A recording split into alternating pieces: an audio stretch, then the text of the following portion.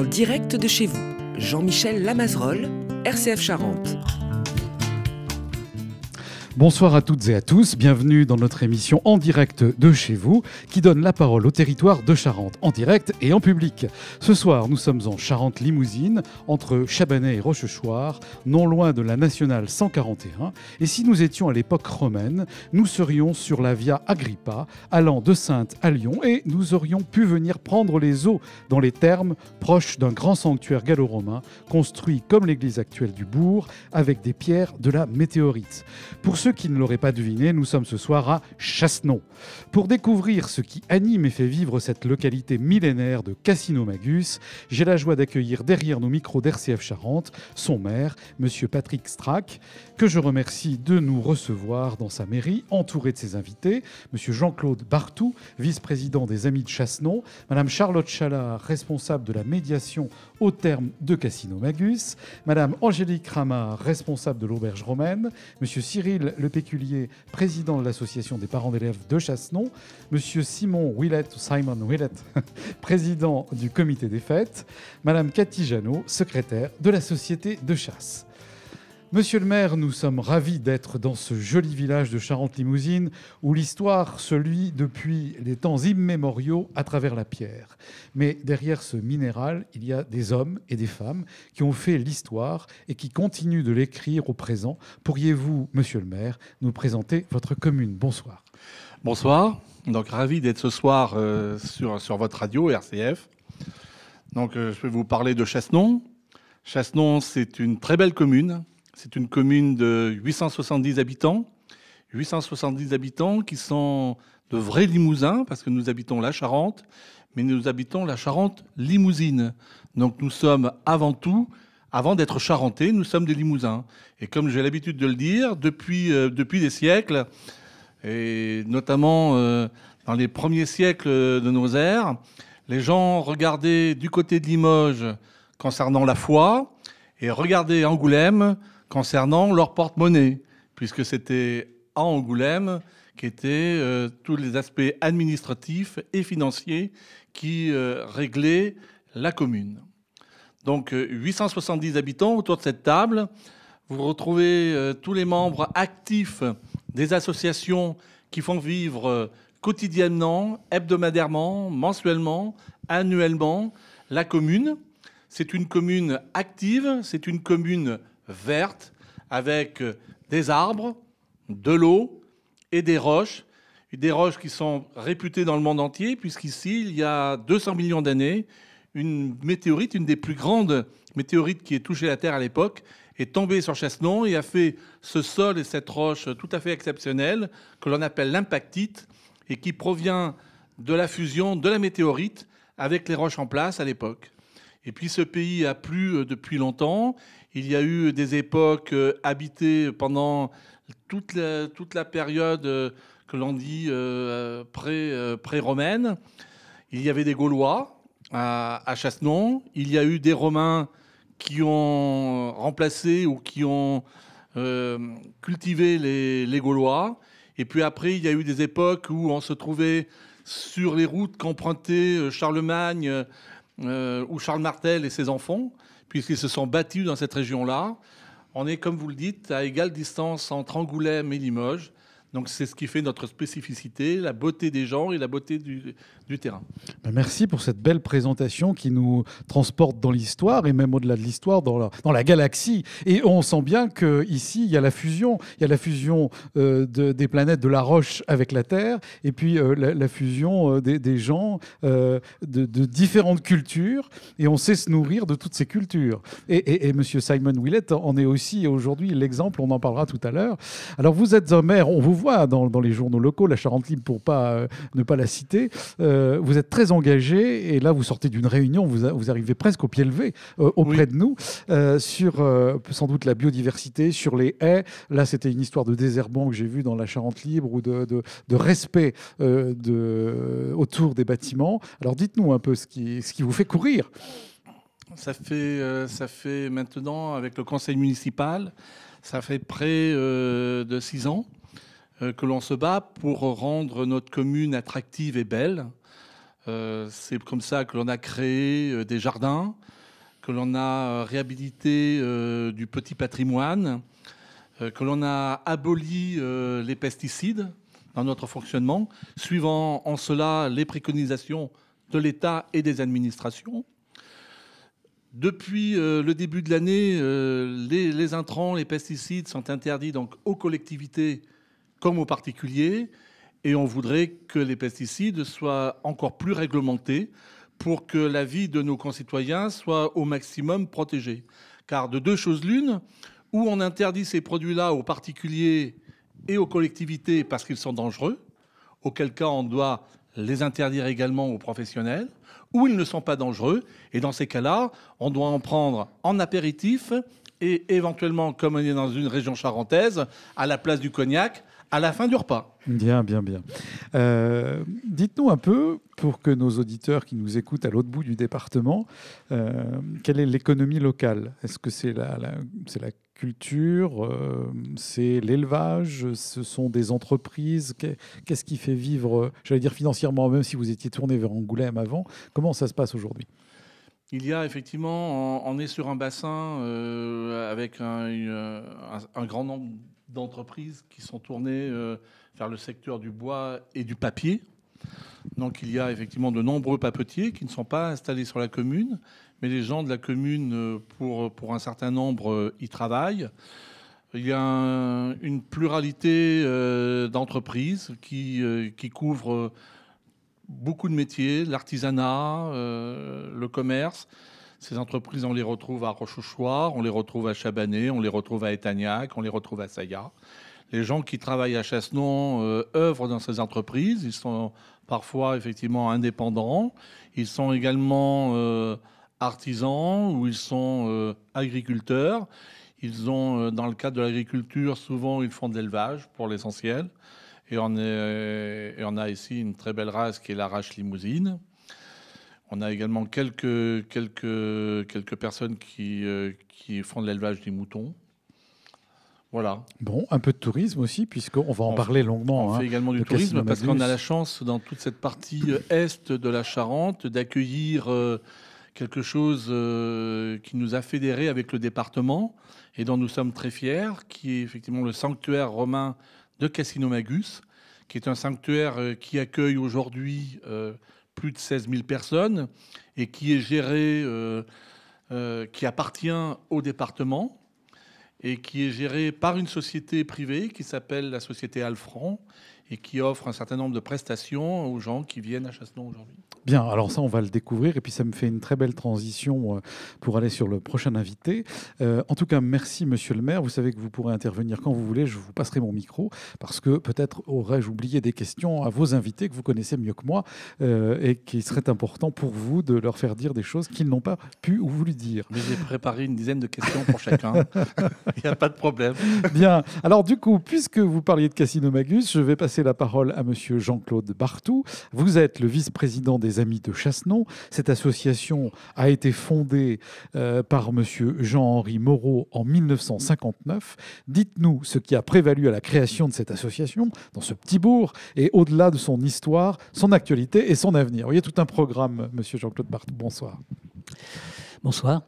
Eh bien, avant Jean-Henri Moreau, depuis le XVIIIe siècle, tous les érudits se sont intéressés à ce qui est aujourd'hui les thermes de Chassenon. Mais en fait, c'était des ruines romaines. Tout le monde savait que c'était des ruines romaines. En 1958, Jean-Henri Moreau, qui était libraire à La Rochelle, c'était un fondu d'archéologie. Il était venu dans ce qui est maintenant les thermes, et il s'y était caché, il y avait joué, et donc il s'est lancé dans une archéologie beaucoup plus constructive et beaucoup plus objective que ses prédécesseurs. Et à cette date, il a donc décidé de créer une association, l'Association des Amis de Chassenon. Et c'est cette association qui a géré les thermes de Chassenon pendant pratiquement 50 ans. Au départ, on n'appelait pas les termes, on n'appelait pas les ruines romaines, on ne les appelait pas les termes, on appelait à Chassenon, ça s'appelait les caves. Mais on ne savait pas ce que c'était, en fait. On ne savait pas ce que c'était. Voilà. On savait pas ce que c'était. On savait que c'était de l'époque romaine, quand même. On savait que c'était de l'époque romaine. Les enfants y allaient jouer. De temps en temps, les plus astucieux venaient... ils conduisaient les touristes avec des bougies pour leur montrer un petit peu ce qu'ils avaient découvert.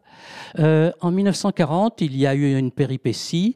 C'est l'armée française qui était en retraite. Il a stocké des armes au cas où les hostilités reprendraient. Et puis, c'est resté en l'état jusqu'à donc en 1959, où Jean-Henri Moreau a repris avec la fouille de ces termes. Mais pour lui, c'était un château, c'était une villa.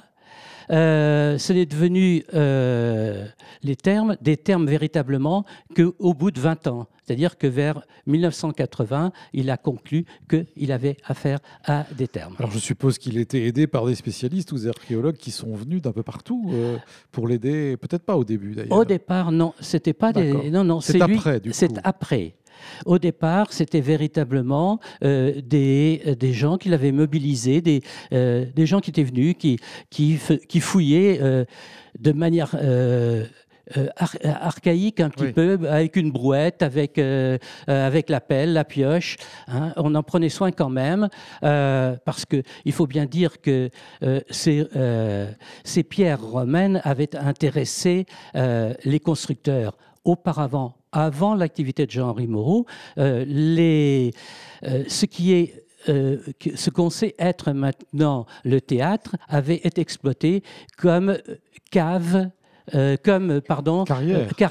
c'est-à-dire que, oui, comme souvent, quand un monument est moitié démonté ou abandonné, on vient chercher les pierres on s'en sert. Ce fut pendant très longtemps. Donc, ça a été une manière de le protéger. Et à ce moment-là, effectivement, les autorités se sont déplacées, sont venues auprès de Jean-Henri Moreau. Et donc, il a assuré la présidence des Amis de Chassenon, pendant jusqu'en 1989. Bien. Alors ensuite, qu'est-ce qui se passe et comment les touristes vont commencer à venir, ou du moins les gens, les enfants des écoles, etc. Alors les touristes sont venus très rapidement. Dès 1963, il y avait 2000 visiteurs dans l'année.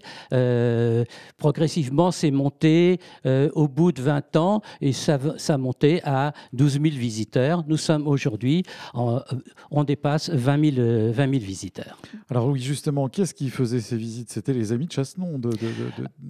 Oui, c'est ça. Oui, la gestion était faite par les Amis de Chassenon. Les Amis de Chassenon avaient bien sûr, au départ, c'était des bénévoles, mais ensuite, il y a eu des guides qui étaient salariés de l'association des Amis de Chassenon. Mais là, comme vous le disiez tout à l'heure, ça a pris une telle importance que l'association elle-même ne pouvait plus assumer elle-même cette gestion.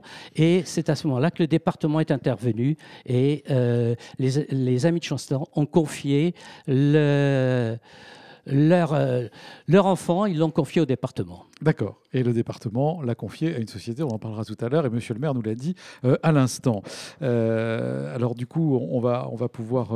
Aujourd'hui, cette association, puisqu'elle a confié son bébé au département, qu'est-ce qu'elle fait? Cette association continue son activité. Elle participe toujours à la vie des Thermes de Chassenon, en parfait accord avec l'entreprise qui fait l'animation des Thermes de Chassenon. Et puis, elle s'est tournée également vers la mise en valeur du patrimoine et notamment, actuellement, nous sommes en train de construire un chemin d'interprétation tout autour de Chassenon pour la mise en valeur de ce patrimoine. Puis il n'y a pas que les thermes gallo-romains et les thermes et le sanctuaire, parce qu'on va en parler tout à l'heure, mais c'est un lieu remarquable et on a certes découvert les thermes, mais les thermes, il était lié à un lieu de culte le long de cette voie romaine et donc du sanctuaire, du temple qui était là. Bon, mais il y a aussi sans doute d'autres éléments remarquables à Chassenon, notamment l'église, sans doute. Alors, il y a l'église qui date du XIIe siècle, elle a été classée maintenant. C'est une église qui mérite d'être connue et qui a besoin justement d'être mise en valeur et d'être dont les visites devraient très rapidement être créées pour pouvoir accueillir les touristes, c'est vrai. Bien, alors donc on voit que vous avez encore du pain sur la planche et je pense que tout ça se passe dans toutes les coups de fil que j'ai passés avec chaque invité en très bonne intelligence ici à Chassenon. Monsieur Jean-Claude Barthaud, je vous remercie beaucoup. Pour nos auditeurs, nous sommes bien sur RCF Charente dans notre émission En direct de chez vous ce soir, en direct et en public de Chassenon. Maintenant, je passe la parole à Madame Charlotte Chalard. Alors vous êtes la responsable de la médiation au terme de Chassenon. Cet ensemble remarquable, un des plus beaux de notre patrimoine national gallo-romain, est un phare du tourisme culturel et ludique de notre département. Charlotte, à travers votre mission de médiation, racontez-nous l'activité de Casino-Magus d'aujourd'hui. Que voit-on, qui fait-on, quand y vient-on, etc., etc. Dites-nous tout. Bonsoir Charlotte. Bonsoir. Alors, Casino-Magus, c'est un parc archéologique maintenant, on appelle ça comme ça, puisqu'on est sur 15 hectares quand même de verdure à la base, avec bien sûr les vestiges qui occupent pratiquement 1 hectare, puisque c'était les 4e thermes les plus grands de toute la Gaule. C'est bien que vous nous disiez ça, ça nous donne un peu 15 hectares, 1 hectare. C'est ça, à peu près. Voilà. Et nous avons une petite partie muséale avec les objets justement retrouvés en fouille par Jean-Henri Moreau et puis après plus tard par les recherches professionnelles, des archéologues professionnels. Et nous avons aussi aménagé des espaces plus ludiques pour les familles puisqu'on est avant tout un site très familial. Donc on a des reproductions de jeux antiques par exemple, on a des petits carrés de fouilles pour que les enfants puissent s'initier à la fouille archéologique, on a des très très beaux jardins botaniques et ça je tiens à le dire parce que notre jardinier fait un travail fantastique vraiment, ils sont vraiment très jolis. Et du coup, on a sans pesticides, ça fera plaisir à monsieur le maire. Et on a du coup, voilà, toutes les plantes un petit peu qui composaient les jardins des Romains, etc.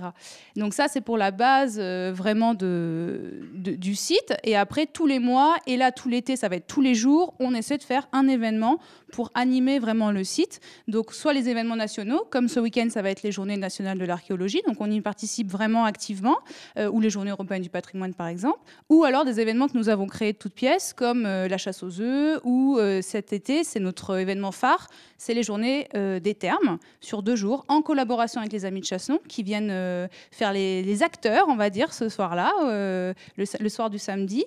Et toute la journée, on aura des troupes de reconstitution qui viendront vraiment faire revivre le site comme au 1er siècle, des galateurs, des étuves, on aura même des thermes vraiment, avec des dames qui peuvent vous baigner, vous laver, vous masser, etc. Vous êtes sûr que c'était comme ça à l'époque? Ah oui, oui. Ah bon. Et donc, monsieur Jean-Claude Barthaud sera en gladiateur ou... Alors, Jean-Claude, on ne va pas le faire en gladiateur. Il va certainement faire un joueur 2D. Non, je ne sais plus, Jean-Claude. Peut-être, je crois. Un joueur 2D, je pense. Voilà. Donc, non, vraiment, on essaie vraiment de faire revivre le site, de montrer aux gens comment était le site au 1er siècle. Donc, ça passe par tous ces événements, mais ça passe aussi par des outils plus fixes dans le site. Par exemple, le film 3D qu'on a créé l'année dernière en collaboration avec Novo 3D, qui est une entreprise d'Angoulême et qui représente vraiment les thermes avec un voyageur qui arrive de cette Via Agrippa dont vous avez parlé et qui va du coup se balader dans les thermes et qui va de salle en salle pour montrer, etc. Donc ça aide vraiment les gens à comprendre et les enfants surtout qui se représentent très très bien les thermes grâce à cet outil-là. Et puis, on a une nouveauté cette année qui donne un autre aspect du site, c'est encore différent. C'est un adventure game.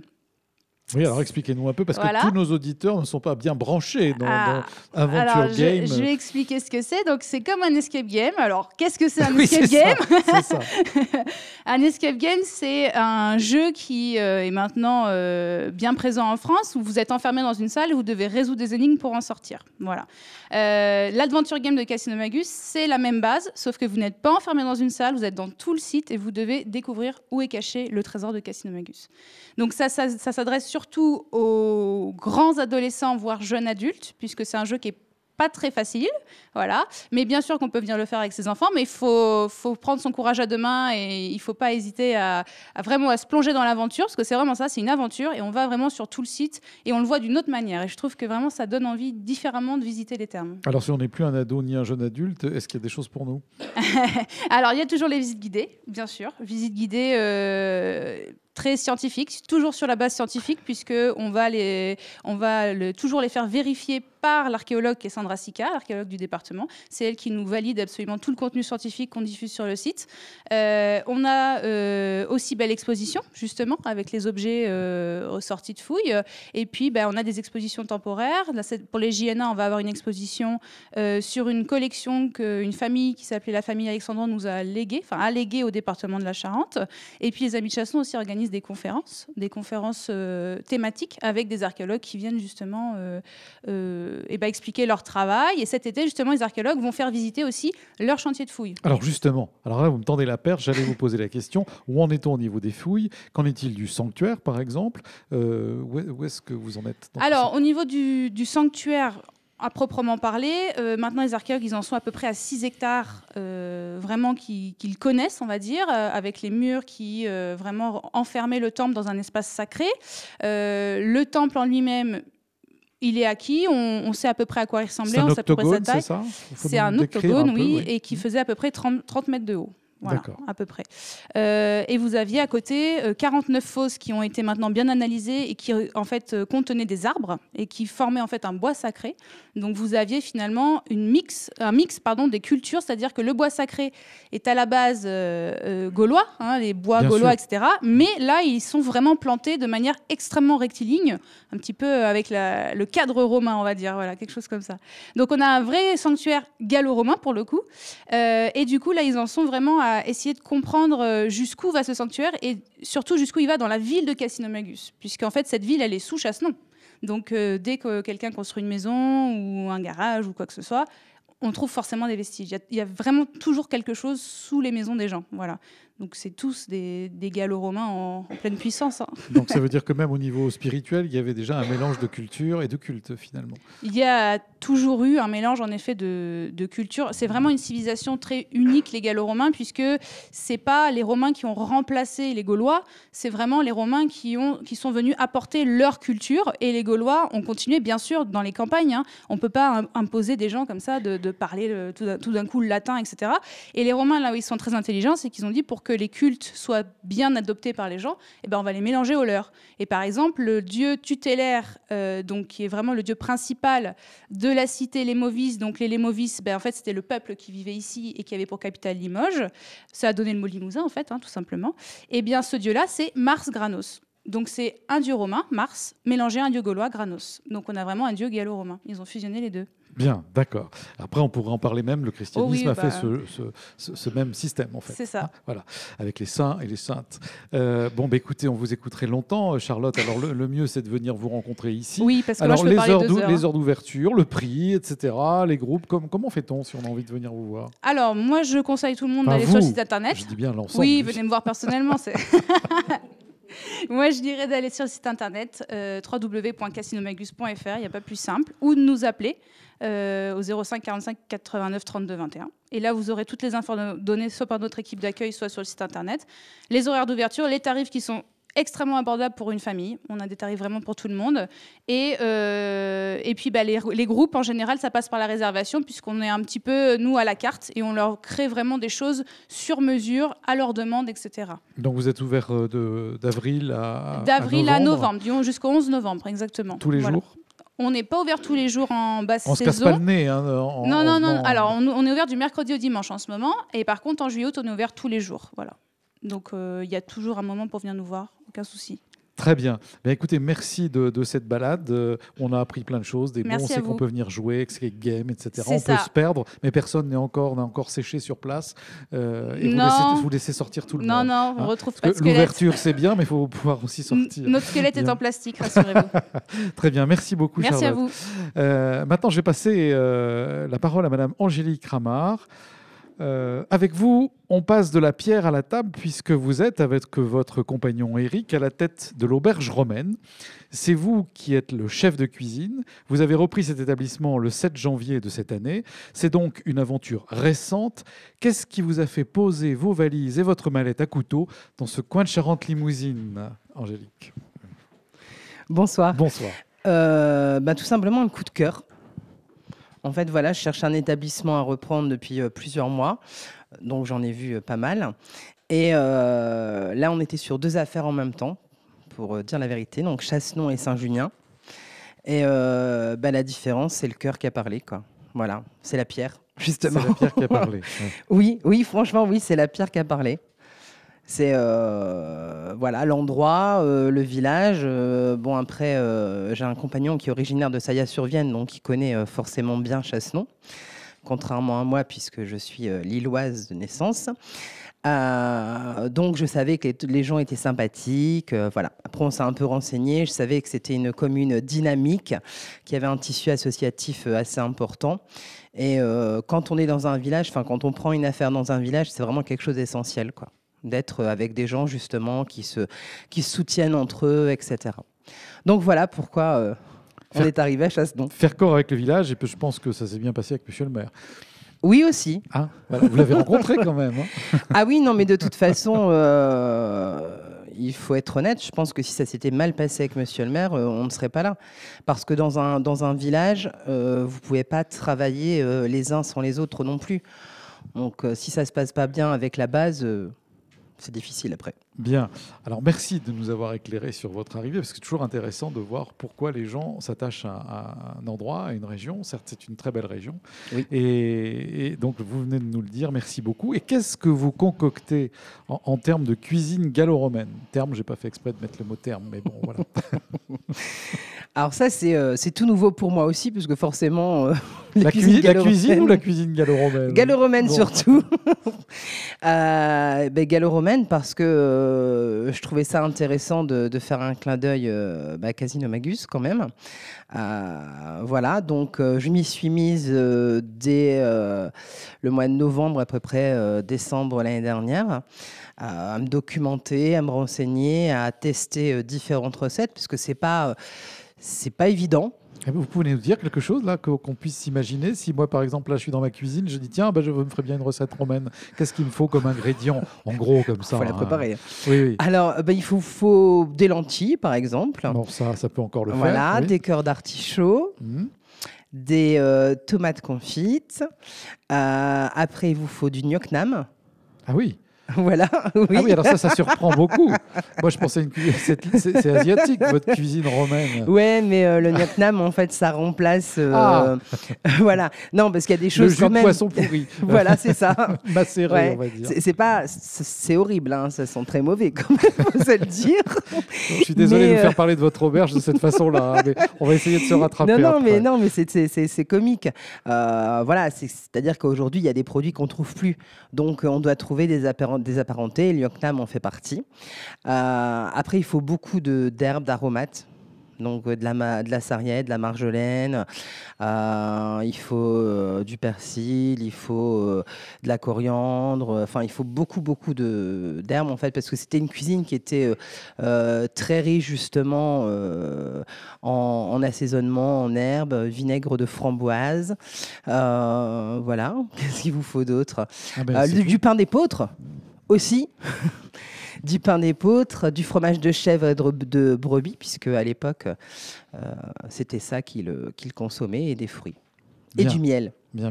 Alors, donc, vous faites des recettes gallo-romaines, mais pas tous les jours. C'est pas à la carte. Non, c'est un menu. Ouais, c'est un menu qui est dédié à Casino Magus, qui s'appelle comme ça d'ailleurs, qui est sur réservation. Donc voilà, les gens m'appellent, réservent, et je leur fais le menu. Donc j'ai déjà servi ce menu fin avril. C'était la première. Donc, et le très très bon retour des personnes, justement, même avec le gnocchi. Oui, non, mais il n'y a pas de raison. Voilà. Donc, non, le retour était très bon. Les gens très étonnés et très satisfaits du résultat. Et voilà, ça me semble logique par rapport à ce qui est fait dans le village. Voilà, c'est aussi. C'était des gens qui étaient là comme touristes, qui avaient été à Casino Magus ou... Non, c'est des gens qui sont de Chassenon et proches, on va dire, de Chassenon, et qui sont assez passionnés par ce qui se passe au terme et qui connaissent C'était bien le site. un peu les testeurs finalement. Oui, mais je leur ai dit. Mais c'est bien. Je leur ai dit, j'attends votre retour, parce que moi, nous, on l'avait déjà fait pour nous, mais bon, après, ce qui me plaît à moi, voilà. Et ça a fait l'unanimité, donc j'étais très contente. Bien, alors avec votre ami Eric, qu'est-ce que vous concoctez? Enfin, c'est bien sûr vous qui faites la cuisine, mais vous travaillez ensemble avec vos enfants, je crois. Qu'est-ce que vous faites habituellement comme cuisine si je viens un jour où je n'ai pas réservé pour manger de la cuisine romaine? Alors, si vous n'avez pas réservé pour manger de la cuisine romaine, là, ça va être compliqué parce que la cuisine romaine, elle se fait pas. Oui, je sais bien. Voilà, Oui. sur Non, le non, coup, mais c'est pas justement, alors, possible. qu'est-ce que Bah, je une mange cuisine traditionnelle. Du bœuf du Limousin. Oui, alors ça, Sûr. c'est obligé. Non, mais il y a une chose importante. Enfin, nous, ce qu'on défend avec Eric, c'est les produits français. Voilà. Donc, la viande est forcément française.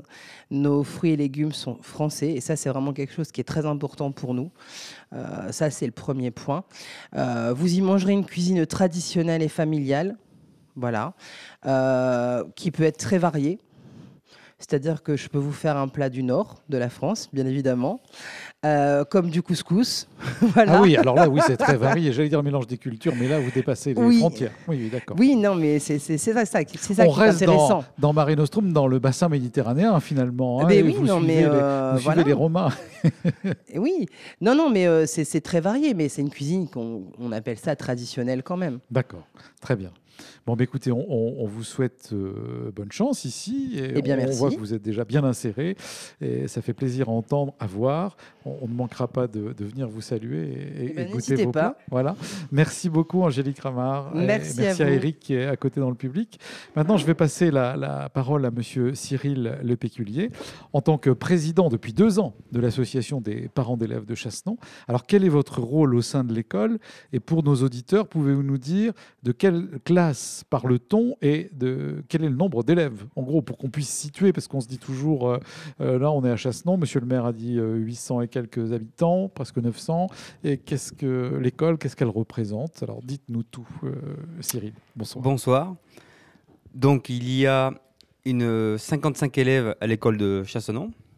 Moi, j'en suis le président de l'association des parents d'élèves, que nous sommes un bon groupe de bénévoles, d'amis aussi, et que nous faisions, plusieurs manifestations à l'année pour récolter des fonds, pour pouvoir faire des sorties pour les enfants, venir pour acheter des jeux, plein de choses pour la garderie et puis l'école. Oui, parce qu'une association comme ça, on ne sait pas forcément ce que c'est. Vous n'intervenez pas, et bien sûr, sur les cours ou sur les profs. Vous êtes en lien avec. Oui. Et que fait donc une association de parents d'élèves pour ceux qui n'ont pas d'enfants ou qui nous écoutent? Eh bien, l'association fait... ça commence au mois de novembre, on va dire. On fait des calendriers. On vend des calendriers sur la commune. Sur les calendriers, il y a toutes les photos des classes. Après... Au mois de décembre, on va dire à la fin juste avant les vacances, on fait une boom juste après le spectacle des enfants, pour les enfants. Après, on a notre marché de Noël qu'on tient un stand, qu'on vend des choses réalisées par des enfants, des bénévoles. Ensuite, au mois de février, on fait toujours un repas bourguignon. Après, au mois de mai, nous avons un marché aux fleurs. On tient un stand de vente de fleurs et de légumes. Ensuite, nous avons un vide-grenier au mois de juin, premier week-end de juin. Ensuite, nous faisons un intervillage mi-juin, dont là, c'est le 22. C'est le 22 juin. C'est un peu l'interville, on fait des jeux comme ça avec un autre village. Quel village? Voilà, donc c'est pas forcément des villages. Ah. C'est des équipes de 6 personnes minimum allant jusqu'à 12, on va dire, même peut-être plus. Après, c'est qui veut jouer vient. C'est plusieurs personnes, de différentes personnes, qui veut jouer vient, quoi. Et après, donc on fait des jeux, tir à la corde, la piscine, la course en sac, tout ce qui s'en suit. Tous les avec, jeux un peu hein. traditionnels. Voilà. Très bien, très bien. Et suivi le soir, nous faisons un repas jambon à la broche cette année, qui est au stade aussi, à 20h30. Et après, on a encore une autre manifestation, c'est un autre vide-grenier, qui est le 14 juillet, qui attire beaucoup de monde aussi. Et puis voilà. Bon, c'est déjà un programme bien chargé tout au long Oui. de l'année. Donc, cet argent qui est récolté, vous le disiez, c'était pour faire des voyages. Donc oui. Donc, alors, où est-ce que vous allez vous promener? Eh ben, cette année, on les a amenés... Au terme de Chassenon? Non, on va un peu plus loin. Vous venez en trottinette. Alors, où est-ce que vous allez? Alors, on a déjà été à Disneyland. Ah oui, là, ça change complètement. Oui, hein. ça fait des bonnes journées. Oui. On a été à Astérix. D'accord, parc Astérix. Voilà, oui. le Puy du Fou. Oui, bah ça, c'est encore un autre genre. Après, on a fait le PAL, parc d'attractions. Cette année, on a été au zoo de Beauval. Très beau zoo, avec Oui. de jolis pandas. Oui. Et les zoos de la Palmyre, et puis j'en passe. Et des meilleurs. Et des meilleurs. Les châteaux de la Loire, non? Non, pas encore. Non, pas encore, non. Peut-être à voir. Bon, donc ça veut dire que tout au long de l'année, il y a des activités. Nous sommes Et que bien ces occupés. parents. Comment on devient parent d'élève? Tout le monde peut être parent d'élève Oui. ou alors il y a un nombre qu'on ne doit pas dépasser? Comment ça se passe? Non. Tout le monde peut venir, tout le monde peut y participer. Après, la porte est ouverte à tout le monde. Et on peut aller avec les enfants à leur sortie scolaire. Finalement. Voilà. Bien. Voilà. Bon, écoutez, Cyril, vous êtes d'ici? Vous avez été dans cette école? Non? Non. Ah, Non. Je pense J'ai que- été allé à Rochechouart, juste à côté. Juste à côté. Ça, c'est tout. C'est une limousine, qui est bien tao. Alors, merci beaucoup, Eh ben, merci à moi. Cyril Le Péculier. Et puis, continuez bien avec votre association de parents d'élèves. Alors maintenant, je vais faire un saut. Là aussi, c'est pas la Méditerranée qu'on va traverser, mais l'Atlantique. Monsieur Simon Ouellette, vous êtes citoyen français d'origine anglaise, comme nous allons le comprendre en entendant votre charmant accent. Vous êtes l'exemple d'une insertion totalement réussie, tellement bien que vous êtes à la fois conseiller municipal, mais également président du comité des fêtes de Chassenon. Alors, monsieur Villette, comment êtes-vous arrivé dans ce bel endroit? Bonsoir. Bonsoir. C'est plus ou moins par hasard, parce que quand nous sommes venus en France, d'abord il y a 30 ans, et nous sommes arrivés à Saint-Maurice-des-Lions, qui était pas loin d'ici. Plus tard, notre fille habitait en Chassenon, c'est elle qui a trouvé une petite maison quand nous avons vendu notre ferme et pris notre retraite de l'agriculture. Oui, parce que vous étiez agriculteur à Saint-Maurice-des-Lions. J'ai été en agriculture, oui. Nous, parce que ma femme m'aidait bien sur l'exploitation. Mais c'était un peu par hasard. J'avais des connexions avec Chassenon avant parce que nous avons fait les marchés avec nos produits de la ferme. Et donc, j'avais vendu mes agneaux ici à la fois de Noël à Chassenon. Et donc, j'avais connu pas mal de gens. Et donc, maintenant, je suis bien installé. Et vous avez trouvé que les gens de Chassenon étaient très sympathiques? Ouais, j'ai trouvé un village qui était très accueillant. Il a des gens sympas. Et donc, nous sommes contents d'être là depuis 10 ans. Et depuis que je suis là, je suis intégré dans le comité de fête. Et nous avons des belles manifestations, pas autant que Cyril avec son parent des élèves, mais nous avons une grosse manifestation à Noël. Ça, c'est notre manifestation phare parce que nous avons 74 exposants, surtout l'alimentation juste avant Noël. C'est le dernier dimanche avant Noël toujours, et donc ça tombe bien. C'est le marché de Noël finalement. Alors, marché de Noël, dont la parlait foire de Cyril. Noël Voilà, qui... c'est ça. Les gens qui peuvent faire les omelettes pour les fêtes. Et donc, ça tombe bien. Et c'était, depuis 25 ans maintenant, c'était une foire qui était en place. Et donc, c'est bien connu dans le coin. Et c'était toujours bien... Et vous faites ça beaucoup. où? Vous faites ça dans quel endroit?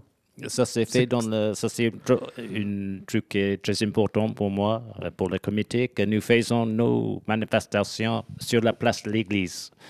Parce que le village n'est pas trop grand, mais je trouve très, très important que nous intègrions nos manifestations dans le village, parce qu'il y a beaucoup de gens aînés qui habitent dans le village, qui peuvent facilement déplacer des fois. Et donc, un truc comme ça, sur le village, je trouve important. Nous avons notre manifestation aussi qui est sur la place de l'église, notre marché de fleurs dans le mois de mai. Et ça aussi, nous tenons, c'est avec une vide-grenier, bien sûr, parce que les vides-greniers sont partout maintenant. Il y en a partout, oui. Et les concours de belote aussi, peut-être, non? Vous jouez aux cartes aussi des fois? Non. Ah non, ça c'est une autre association, on va en parler tout à l'heure. Je vois qu'il y a... C'était fait, Je mais vois qu'il nous y a avons Cathy trouvé... Janot qui se lève là. Ouais. Oui, non, oui. le comité de fête, ils ont organisé des trucs comme ça des fois, mais depuis que j'étais président, ça, c'est pas mon truc. Et donc, nous avons trouvé moins en moins des personnes qui viennent. Nous avons un petit bénévolat et donc je veux pas forcer trop pour faire trop. Mais cette année, nous avons fait une petite bourse aux livres, bourse aux multimédia dans le vous êtes bien dans le temps. Mois de mars, qui était bien réceptionné. Nous avons des professionnels qui sont très contents d'être là et donc nous n'avons pas beaucoup à faire, mais nous sommes toujours prêts à donner un coup de main aux autres associations dans le coin, dans le village. Bien, écoutez, on va dire bon vent encore longtemps, de longues années, ici à Chassenon et au comité des fêtes en particulier. Merci, monsieur Simon Ouellette. Alors maintenant, je passe la parole à notre dernière invitée, Cathy Janot. Vous êtes la secrétaire de la société de chasse. Vous avez un rôle à plusieurs facettes. Et vous m'avez dit en préparant cette émission, mais tout d'abord, pour les gens des villes qui ne vous connaissent pas ou qui ne connaissent pas forcément les sociétés de chasse, qu'est-ce qu'on fait et pouvez-vous nous en dire plus ? Ah oui, bonsoir. Bonsoir. Donc, on fait beaucoup de choses. On est, on va dire, sans prétention, est indispensable sur les communes parce qu'on a des actions qui ont besoin d'être là et qui malheureusement souvent sont décriées par les personnes qui ne nous connaissent pas. Et alors, donc, nous, on participe à la vie de la commune avec les autres associations et avec qui on s'entend très bien, avec des prêts de matériel, avec plein de choses où on essaye de se rendre service mutuellement. Bien, alors, qu'est-ce qu'on fait dans une société de chasse que vous faites plein de papiers, vous avez plusieurs... oui. Vous m'avez dit que vous aviez un rôle à plusieurs facettes. C'est-à-dire que ça fait comme dans d'autres associations, on est de moins en moins nombreux. Donc, dans le bureau, on va dire, on est obligé de faire beaucoup de choses. Alors, à la base, secrétaire, donc avec une montagne de papiers, avec des réglementations, avec préfecture, chambre d'agriculture, la fédération de chasse, la DDT, les eaux et forêts, enfin tout ce qui découle. Oui, c'est pas si simple que ça. On prend pas son fusil pour aller chasser, tirer n'importe comment, n'importe où. Pas du tout. Et en plus, c'est toute l'année. Bon, souvent on pense qu'il y a les périodes d'ouverture septembre, février, mais non, c'est toute l'année. Bien. Alors, vous avez une passion pour la nature. Oui. Alors, ça peut, pour beaucoup, paraître paradoxal qu'une amoureuse de la nature fasse partie d'une société de chasse. Comment vivez-vous ça ? Justement, beaucoup de gens ne comprennent pas que les chasseurs, leur premier objectif est de protéger la nature.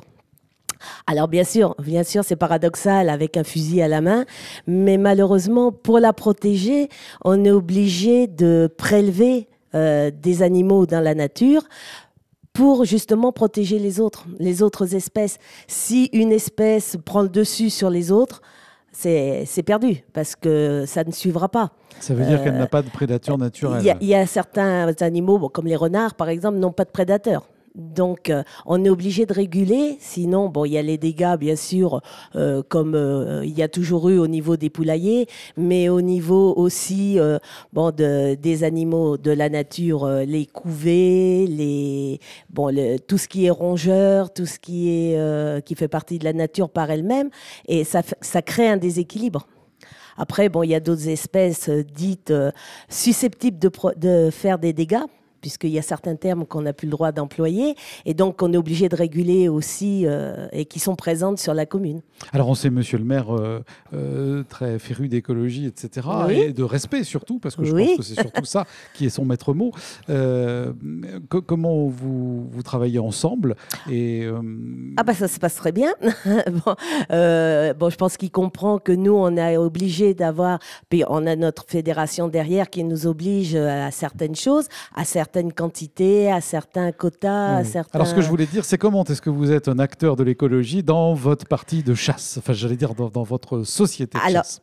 On régule les espèces, comme j'ai dit tout à l'heure, et donc on évite que par la prolifération de certaines espèces, il y ait des dégâts au niveau des cultures, par exemple, comme on a les problèmes avec les corbeaux, on a des problèmes avec les ragondins dans les berges d'étangs et de rivières, il y a des problèmes avec avec les chevreuils, malgré que ce soit des animaux très jolis, très beaux, ils font beaucoup de dégâts. Bon, sur notre commune à nous, pas trop parce qu'il n'y a pas de grandes plantations de jeunes arbres et des choses comme ça. Mais bon, dans d'autres sociétés, ils sont obligés malheureusement dans un sens et obligatoirement dans l'autre, de limiter. Je comprends. Monsieur le maire, vous vouliez dire quelque chose avant que je passe la parole. C'est important que Cathy soit là ce soir, parce que c'est vrai que, comme vous le disiez tout à l'heure, elle a eu un rôle essentiel pour faire comprendre en fait ce qu'était la chasse. Parce qu'on ne sait pas ce qu'est la chasse. Moi-même, le premier, je ne connaissais pas la chasse tant que j'en avais pas discuté avec elle. Et elle a fait un gros travail, un gros effort auprès des écoles, auprès effectivement de la population, pour comprendre l'intérêt de la chasse dans la préservation des espèces. Et ça, c'est quelque chose que l'on a du mal à comprendre, parce que on a effectivement toujours la vision naïve et amicale des animaux, mais la vie est malheureusement ou heureusement quelque chose de beaucoup plus compliqué que ça. Et donc les chasseurs ont un rôle essentiel. Et là, je dois avouer, je salue le travail de Cathy là-dessus pour nous avoir fait comprendre tout l'intérêt de la chasse. Et j'espère qu'on continuera à collaborer comme ça, parce que on avance grâce à elle. Sur les deux pieds. Voilà, très bien. Excusez-moi, je vous fais presser un peu parce que je voudrais laisser 2 secondes la parole à Daniel Fournier, que je n'avais pas dans mon planning, et qui s'occupe du club des aînés. Ça va être la conclusion, Daniel, je suis désolé. Non, mais c'est pas grave. Mais je vous remercie quand même. Moi, je représente l'association des aînés de Chassenon. Écoutez, nous, voilà, c'est une association où tous les mardis, nous recevons nos aînés pour la belote, comme vous dites, la belote, et puis divers jeux pour ceux qui veulent. Et donc, nous faisons des repas. Alors, repas de printemps, nous faisons le pot-au-feu au mois de février-mars, tout dépend quand le Mardi Gras. Et puis, nous faisons le repas d'automne, tout ça. Et là, nous avons au moins une centaine de personnes qui viennent s'amuser, danser. Et puis, nous avons des projets pour l'année prochaine de petits voyages quelconques. On verra. On va voir ce qu'on va faire, parce que moi, il n'y a pas longtemps que j'ai repris avec. Et puis, je suis aidée par Monsieur le maire aussi. Ça, je t'en doute pas. Tout se passe très bien. Et puis, voilà, je vais pas. J'ai rien d'autre à dire, mais sincèrement, c'est une assoce qui marche bien. Eh bien, on le sent, et on sent bien toute cette homogénéité. Oui, et puis, il y a de la fougue, même chez les seniors. Hein. Oui, moi, j'aime beaucoup mes aînés, parce qu'il faut leur apporter notre sourire et nos bisous aussi, parce qu'on leur fait beaucoup de petits bisous. Il y a un centre, on leur fait des bisous, il y a un centre du village qui est très vivant, comme disait Monsieur Willett tout à l'heure. Bien, écoutez, l'heure est venue maintenant pour moi de vous dire bonsoir, de vous remercier tous et toutes, de remercier aussi Enzo Titarelli et Flavien Paquet pour la mise en onde de cette émission. À la semaine prochaine dans l'église de Segonzac avec le père Henri Révéro. Bonne soirée à tous et à toutes, et à la semaine prochaine.